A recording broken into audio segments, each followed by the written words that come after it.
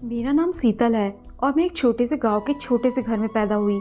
हम 6 बहनें थे और बहनों में मेरा नंबर सबसे पहले था। बाकी पांचों मुझसे छोटी थी। मेरे पापा की मृत्यु हमारे बचपन में ही हो गई थी और उसके बाद जैसे तैसे करके मम्मी ने हमें पाला था। मेरी मम्मी पापा ने पसंद की शादी की थी और इसी वजह से मम्मी के माँ बाप और पापा के माँ बाप दोनों ने उनका बॉयकॉट कर दिया था। इसलिए पापा के बाद मम्मी के पास सिवाय हम 6 बेटियों के कोई भी रिश्ता नहीं था। मेरे पापा पढ़े लिखे थे और अपनी ज़िंदगी में एक प्राइवेट कॉलेज में पढ़ाते थे, जबकि मेरी मम्मी कुछ खास पढ़ी लिखी नहीं थी। वो बस मैट्रिक पास थी, क्योंकि जब वो मैट्रिक में थी तो पापा से इनका रिश्ता चल निकला था और फिर मम्मी पापा के साथ भागकर शादी कर ली। और फिर शादी के 1 साल बाद मैं पैदा हुई तो मम्मी घर और मुझ में मसरूफ़ हो गई और यूँ पढ़ाई हमेशा के लिए छूट गई। मम्मी ने एक बार अपनी पिछली बातें बताया था कि उनका जन्म एक जॉइंट फैमिली में हुआ था, जहाँ चाचा, बड़े पापा और उनकी पत्नी, बच्चे सब एक साथ रहते थे और उनकी फैमिली में लड़कों और लड़कियों को बराबर ट्रीट किया जाता था और हर एक को अपनी जात के लिए पूरी आज़ादी दी गई थी। इनके पापा यानी मेरे नाना टैक्स डिपार्टमेंट में एक बड़े पद पर थे और इनके चाचा और बड़े पापा बड़े बड़े बिजनेस के मालिक थे। घर में पैसों की कमी नहीं थी, सब एक दूसरे से जुड़े हुए थे और एक दूसरे से मोहब्बत करते थे। किसी किस्म का झगड़ा या दौलत का लालच किसी भी इंसान में नहीं था। सब एक दूसरे के दोस्त और भलाई चाहते थे। मम्मी ने बताया कि उनकी मंगनी बचपन में ही उनके बड़े पापा के बेटे राहुल से तय कर दी गई थी, लेकिन जैसे जैसे मम्मी बड़ी होती गई उन्हें लगने लगा कि बचपन में जुड़े बेनाम रिश्ते किसी काम के नहीं होते जब उन पर दिल ही ना धड़कता हो। मम्मी बताती हैं कि उनके मंगेतर राहुल बचपन से बहुत शर्मीले किस्म के थे। वो किसी से ज़्यादा बात नहीं करते थे, लेकिन जैसे जैसे वो बड़े होते थे उनके अंदर से शर्म की आदत निकल गई और वहाँ एक अच्छे लड़के बनने लगे। मम्मी ने बताया कि फैमिली में सबसे ज़्यादा कोई गुड लुकिंग था तो वो उनके मंगेतर राहुल थे, लेकिन इसके बाद भी मम्मी को राहुल कभी भी पसंद नहीं आए थे। इनके घर का माहौल भी अच्छा था और फिर दोस्तों ने राहुल का नाम लेकर इतना छेड़ा कि उन्हें छोटी क्लास में ही पता चल गया कि वो उनके मंगेतर है। और फिर धीरे धीरे जब मम्मी और राहुल दोनों बड़े होते गए तो मम्मी को पता चला कि बचपन की मंगनी सिर्फ मंगनी तक ही नहीं है, बल्कि राहुल उनको पसंद करता है। बल्कि सिर्फ पसंद नहीं करता, वो उनके लिए बहुत ज़्यादा पजेसिव भी है और मम्मी को उनकी यही बात बुरी लगती थी। वो उनको लेकर बहुत जल्द हाइपर हो जाते थे। मम्मी कहती है कि अगर फैमिली में सबसे ज़्यादा डैशिंग राहुल था तो फैमिली में सबसे ज़्यादा गुस्सा वाला भी राहुल ही था। उसका गुस्सा बहुत तेज़ था और कभी कभी मम्मी को लगने लगता कि वह साइको है जो खुद के आगे किसी के बारे में नहीं सोचते। उन्हें मम्मी को उनके भाई से बात करना पसंद नहीं था और उन्हें टोकना अपना हक समझते थे। और एक बार तो उन्होंने मम्मी के चाचा के बेटे का हाथ तोड़ दिया और सिर्फ इसलिए कि उसने मम्मी का हाथ यूं ही मजाक में पकड़ लिया था। मम्मी 9वीं क्लास में थी और वो 12वीं क्लास में, लेकिन गुस्सा इतना था कि वो 30-40 के जवान मर्द में भी ना हो। मम्मी बताती है कि उनके अपने माँ बाप यानी कि मेरे नाना नानी ने कभी भी उनको किसी बात के लिए नहीं रोका टोका नहीं था और हर तरह की आज़ादी दे रखी थी, लेकिन राहुल उन्हें कैद करके रखना चाहते थे।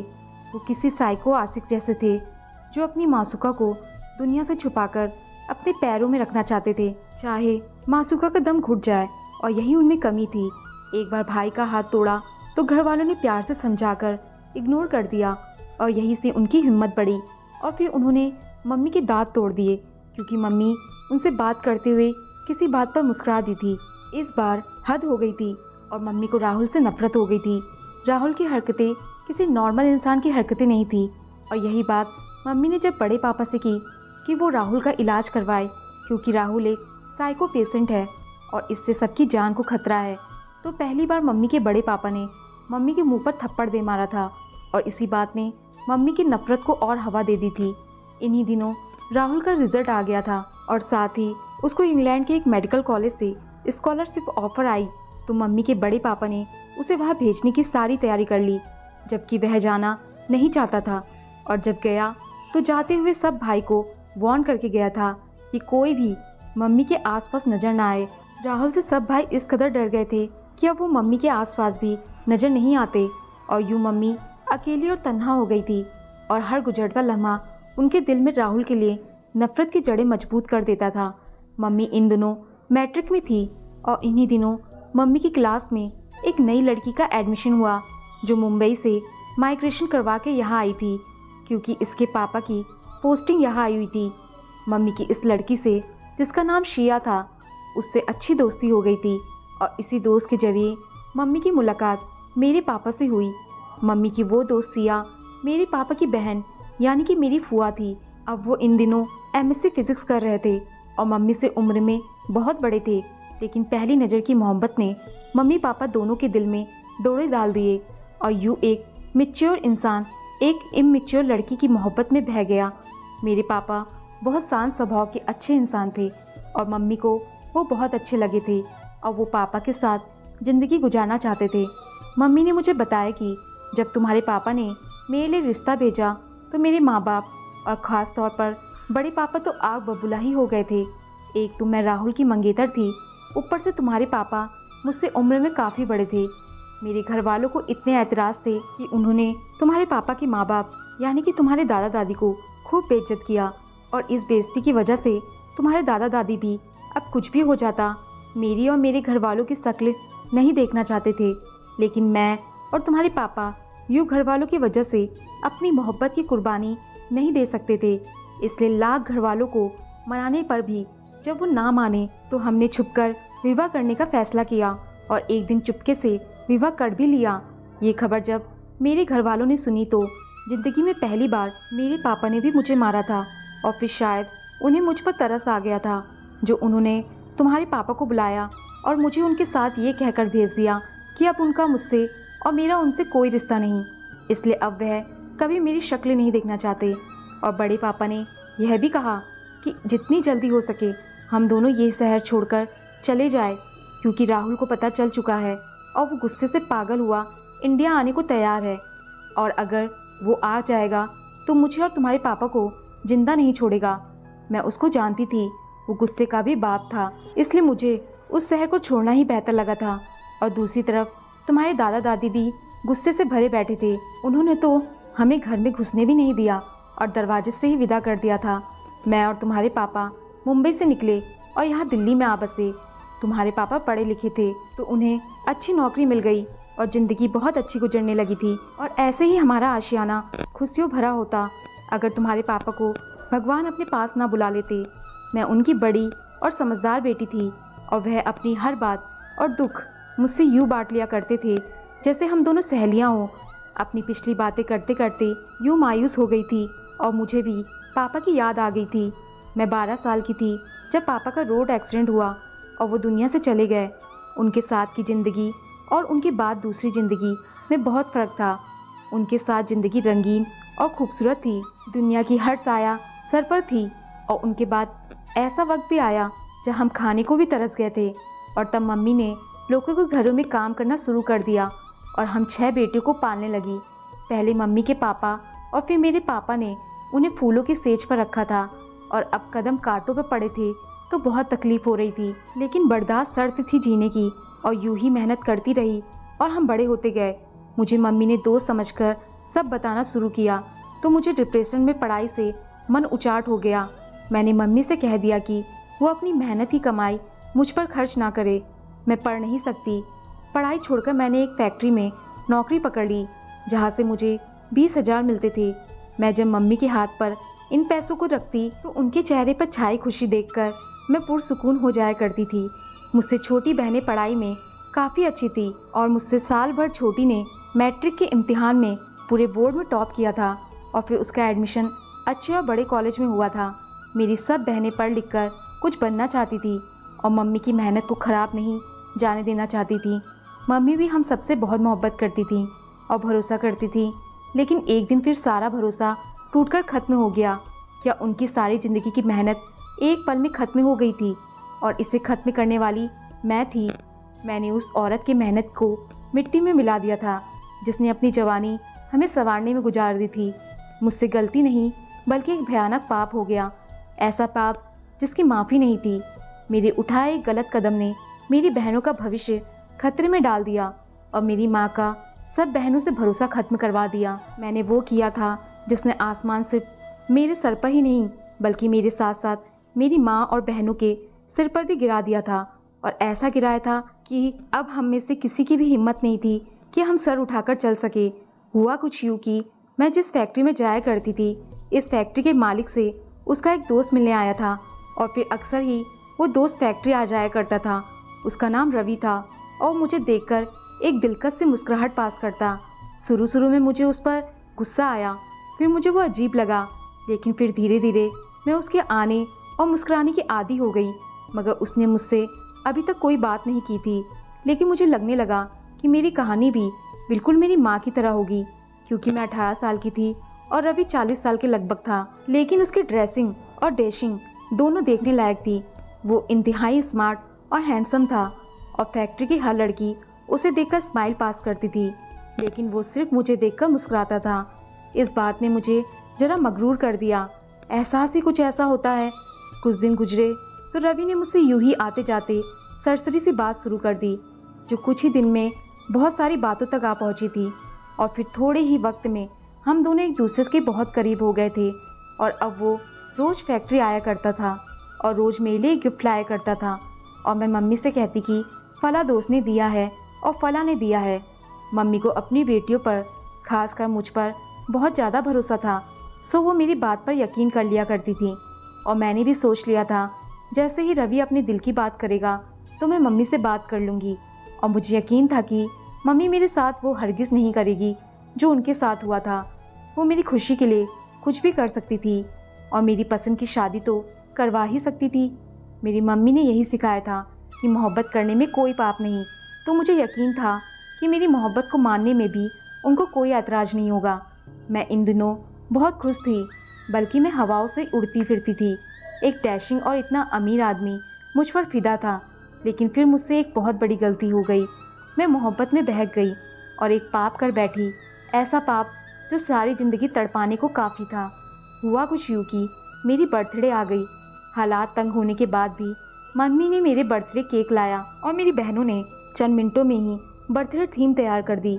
हम माँ बेटियों ने इस दिन बहुत मस्ती की थी, और मैं इस खुशी में बहुत खुश हो रही थी, क्योंकि रवि ने कहा था कि उसने कल मेरे लिए एक सरप्राइज़ प्लान किया है, और उसी सरप्राइज़ में मुझे अपने दिल का हाल सुनाएगा। कल के दिन के लिए मैं बहुत बेताब थी, और फिर सारी रात जागकर मैंने कल होने का इंतज़ार किया। और फिर अगले दिन मैं घर से फैक्ट्री के लिए निकली, लेकिन फैक्ट्री नहीं गई, बल्कि रवि के बताए हुए पार्लर पर गई, जहाँ मेरी अपॉइंटमेंट रवि ने पहले से ही बुक कर रखी थी। और फिर 2 घंटों की मेहनत के बाद ब्यूटिशियन ने मुझे परी बना दिया था। मुझे आईने में देखकर खुद भी यकीन नहीं आ रहा था कि ये मैं हो सकती हूँ, क्योंकि मैंने कभी खुद पर ध्यान ही नहीं दिया था। ब्यूटिशियन का मेकअप और डिज़ाइनर महंगी घेरदार फ्रॉक में मैं आसमान से उतरी परी लग रही थी, और ये सोचकर तो मैं शर्मा गई कि रवि देखेगा तो देखता ही रह जाएगा। मुझे थोड़ी देर बाद गार्ड ने आकर बताया कि गाड़ी मुझे लेने आई है। मैं बाहर आई तो एक सफ़ेद कार खड़ी थी। ड्राइवर ने भागकर मेरे लिए दरवाज़ा खोला और मैं गाड़ी में बैठ गई। रवि मुझे लेने नहीं आया था, मतलब सरप्राइज़ बहुत बड़ा था। कुछ देर के सफ़र के बाद मैं शहर की रौनक से हटकर एक खूबसूरत और शांत जगह पहुंची थी। सामने ही खूबसूरत फार्म हाउस था, और फार्म हाउस के अंदर जाती सीढ़ियों पर फूल ही फूल थे। मैं इतना खुश थी कि मैं सब कुछ भूल चुकी थी, और याद था तो सिर्फ रवि मुझे इतना स्पेशल फील करवाकर उसने मेरे दिल में अपने लिए मोहब्बत और बढ़ा दी थी। मैं फूलों से ढके रास्ते से होती फार्म हाउस में दाखिल हुई तो फार्म हाउस की सजावट देखकर दंग रह गई। मेरी फ्रॉक पर्पल रंग की थी और सारे फूल भी पर्पल ही थी, और यहाँ तक कि रवि ने भी पर्पल 3 पीस सूट पहन रखा था। ये सारी तैयारियाँ मेरी सालगिरह के लिए की गई थी, और एक बहुत ही खूबसूरत केक मंगाया था जिस पर मेरे जैसी पर्पल फ्रॉक पहने गुड़िया बनी हुई थी। मैंने रवि के साथ मिलकर केक काटा। रवि ने गिफ्ट में मुझे डायमंड का सेट दिया, और इतना महंगा गिफ्ट इंसान उसी को देता है जिससे वो मोहब्बत करता है। गिफ्ट के बाद एक और गिफ्ट था।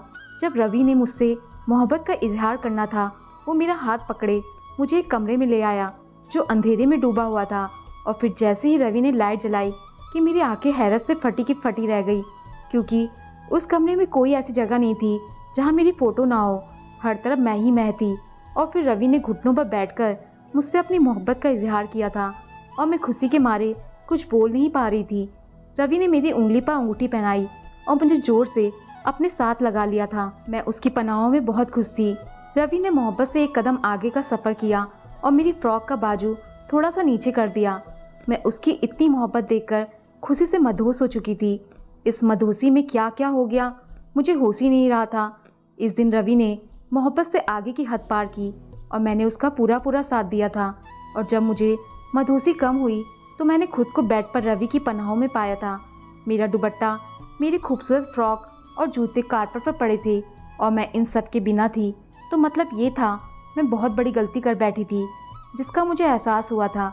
लेकिन रवि ने यह कहकर तसल्ली दिया था कि वैसे भी हम दोनों बहुत जल्द शादी करने वाले हैं, तो इतना चलता है। मैंने रवि की बेपनाह मोहब्बत देखी थी, इसलिए मैं खामोश हो गई थी। लेकिन इसके बाद बार बार मैं और रवि ये पाप करते रहे थे और रवि मुझे बार बार तसल्ली देता था और अब वही शादी की बात को भी टालने लगा था। मुझे महसूस हो रहा था कि उसे मेरी करीबी के सिवा मुझसे कोई दिलचस्पी नहीं है। और तभी एक दिन अचानक से मेरी तबीयत खराब हो गई तो मैं डॉक्टर के पास गई। डॉक्टर ने मेरा चेकअप करने के बाद जो बात मुझे बताई उसने मेरे पैरों तले ज़मीन निकाल दी थी। डॉक्टर ने बताया कि मैं माँ बनने वाली हूँ। मैं फ़ौरन रवि को बताने गई, लेकिन उसके फ्लैट पर ताला था और पड़ोस से पता चला कि वो तो चंद दिन पहले ही यहाँ रहने आया था और अब जा चुका है। फैक्ट्री गई तो मैनेजर जो इसका दोस्त था उसने बताया कि मुझे उसके बारे में कुछ नहीं पता और ये भी बताया कि रवि इस तरह के फ्लर्ट करता रहता है। लेकिन मैं खुद को तसल्ली दे रही थी कि रवि मेरे साथ ऐसा नहीं करेगा, वो वापस आएगा। मैं उसका फ़ोन मिलाकर थक चुकी थी, लेकिन उसका नंबर रीचेबल ही नहीं था। मेरी परेशानी दिन ब दिन बढ़ रही थी और मेरा वजन भी बढ़ रहा था। मैं किसी को ये नहीं बता सकती थी और अगर मम्मी को पता चल जाता तो मुसीबत आ जाती और मुसीबत को एक दिन आना ही होता है। सो मुसीबत आ ही गई। मम्मी ने मेरे बैग में मेरी टेस्ट रिपोर्ट देख ली थी और इस दिन मैंने मम्मी को बिलक बिलक कर रोते देखा था। मैंने उनके भरोसे का खून कर दिया था और वो रोते हुए यही कह रही थी कि मैं उन्हें बता देती तो वो इज्जत से मुझे रुखसत कर देती। ये सब तो ना देखना पड़ता, लेकिन यह सब हो चुका था और मैं मम्मी से माफ़ी मांग कर थक चुकी थी। लेकिन मम्मी ने मुझसे मुंह मोड़ लिया और बहनों पर भी इतनी पाबंदियां लगा दी थी कि वो भी मुझे देखना नहीं चाहती थी। मम्मी ने पापा की पोटली यानी कि मुझे ठिकाने लगाने का सोचा और रिश्ते वाली फुआ को रिश्ता लाने को कहा, चाहे किसी अंधे लंगड़े लूले का ही क्यों ना हो। और फुआ मेरे लिए रिश्ता भी ले आई, जिसे मम्मी ने बिना जांचे परखे और बिना लड़के को देखे हाँ कह दी और फिर मेरी शादी करवाकर बिना मुझसे मिले मुझे घर से भेज दिया। यहाँ तक कि उन्होंने ना खुद अपने दामाद को देखना जरूरी समझा और ना ही मुझे दिखाया। फुआ के साथ ही मैं दुल्हन बनी अपने पति के घर आ गई थी। फुआ शायद मेरे पति को जानने वाली थी। वो मुझे कमरे में बिठाकर जा चुकी थी।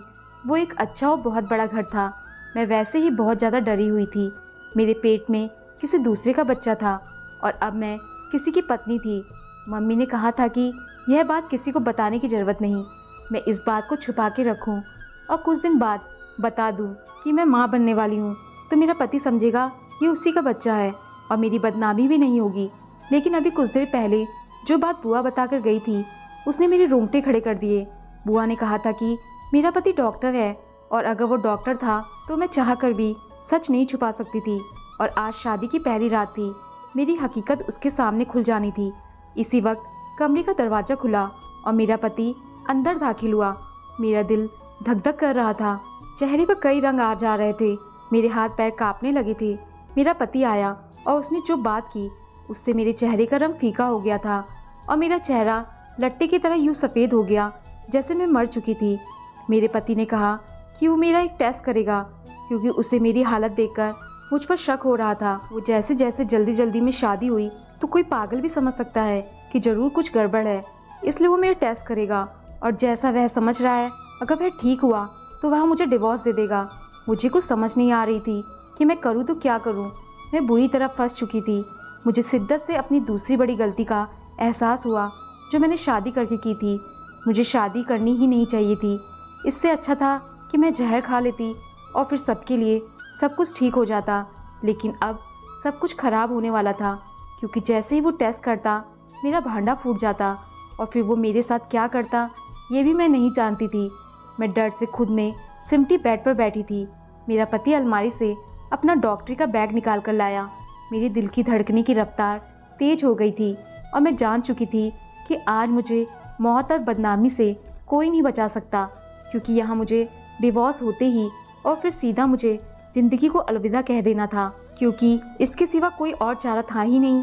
मेरे पति ने अपना डॉक्टरी का बैग मेरे सामने बेड पर रखा और फिर उसे खोलकर सबसे पहले जो चीज़ उसने निकाली उसे देखकर मेरी आंखें हैरत से फटी की फटी रह गई, क्योंकि वो तो मेरी और रवि की फ़ोटो थी, और वो भी ऐसे वक्त का जब मैं रवि के धोखे को मोहब्बत समझकर बह गई थी और खुद को उसके हवाले कर दिया था। मेरे पति ने वो फ़ोटो मेरे सामने फेंकी और फिर बैग से कुछ निकालने लगा, और कुछ देर बाद उसने बैग से चमड़े की तरह की कोई चीज़ निकाली और अपने चेहरे पर पहन ली, और फिर तो मेरे पैरों तले से ज़मीन निकल गई, क्योंकि मेरे सामने रवि नहीं खड़ा था, बल्कि वह रवि का मुखौटा था जो मेरे पति ने अपने चेहरे पर लगाया था। उसने रवि का चेहरा वाला मास्क उतारा और ज़ोर से हंस पड़ा, और फिर जब उसने मुझे अपना नाम बताया तो मेरे ऊपर एक और बम गिरा। उसका नाम राहुल था, डॉक्टर राहुल। वो मम्मी का मंगेतर था जिसने मम्मी से बदला लेने का यह तरीका निकाला था।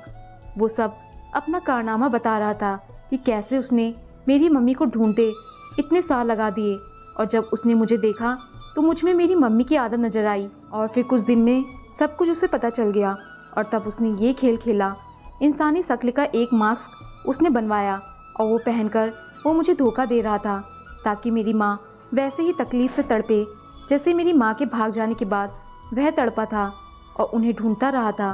और फिर उसने मेरा इस्तेमाल किया, और क्या ही घिनौने तरीके से मुझे इस्तेमाल किया था।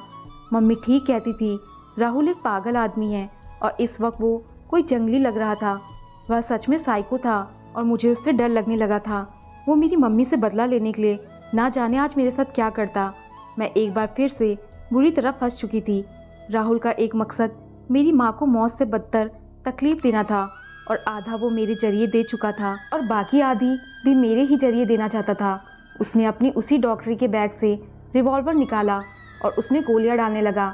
एक माँ को मौत से भी बदतर तकलीफ़ उसके औलाद की मौत पर होती है, और वो मुझे मारकर ये तकलीफ़ मेरी माँ को देना चाहता था। मैं जो कुछ देर पहले खुदकुशी का सोच रही थी, अब मौत को अपने सामने देखकर मेरी टांगें कांपने लगी। मैं खुद को बचाना चाहती थी, लेकिन कैसे बचाती मैं खुद को इस दरिंदे से। लेकिन तभी मेरी नज़र बेड पर साइड पर रखे गुलदस्ते पर पड़ी, और मैंने फ़ौरन वो गुलदस्ता उठाया और उसके सर पर दे मारा। वो चकराकर फर्श पर गिरा और उसके हाथ से पिस्तौल दूर जा गिरी। उसने मेरे साथ जो कुछ किया था वो माफ़ करने के काबिल नहीं था, और इससे पहले कि वो उठ खड़ा होता, मैंने कांपते हाथों से गुलदस्ता वापस उठाया और उसके सर पर मार मार कर कचूमर बना दिया। इसके बाद मैं खौफ से चीखने लगी थी और दरवाज़ा खोलकर बाहर भागी, मगर लहंगे में फंसकर धड़ाम से सीढ़ियों से नीचे गिरी थी। मेरा पूरा शरीर दर्द से चूर हो गया था। मुझे महसूस हुआ कि मेरा बच्चा पेट में ही सांस लेना छोड़ चुका है, और उसके बाद मैं होश खोज बैठी। मुझे होश आया तो मैं हॉस्पिटल में थी और मेरे पास मेरी माँ थी। मुझे अपना शरीर हल्का फुल्का सा महसूस हुआ तो मेरी आँख से बहुत आंसू निकले थे। मैं अपना बच्चा खो चुकी थी। मैंने रोते हुए माँ को सारी बात बता दी, और मैंने यही बयान पुलिस को भी दिया था, जो मुझे डॉक्टर राहुल की मौत के इल्ज़ाम में गिरफ्तार करके ले गई थी। माँ ने अपनी जेवरात और घर जो पापा ने लिया था सब बेच दिया, और एक अच्छा वकील की, जिसने साबित कर दिया कि मैंने डॉक्टर राहुल का खून सेल्फ डिफेंस में किया है। मुझे खुद को बचाने की ज़रूरत थी, इसलिए मैंने उसे मार दिया और मैं रिहा हो गई। माँ ने मुझे माफ़ कर दिया था और ज़िंदगी को हमने एक बार फिर नए सिरे से शुरू कर दिया था। दोस्तों, आपको कहानी पसंद आई हो तो लाइक, शेयर और कमेंट ज़रूर करें, और चैनल पर नए आए हैं तो चैनल को सब्सक्राइब करना ना भूलें। धन्यवाद।